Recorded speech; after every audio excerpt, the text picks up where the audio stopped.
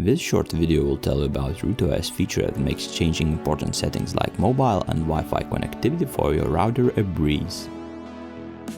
As an example, we are using RootX11 in this tutorial. Firstly, we connect to our device. On the right side of the screen we see the blue tab with an arrow.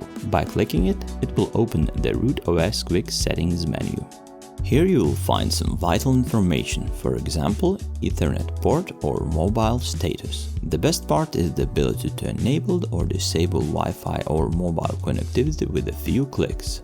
Another nifty feature is to open the settings directly. You only have to click this little gear icon. Also, you can configure the layout as you prefer, or you can just disable one of the options.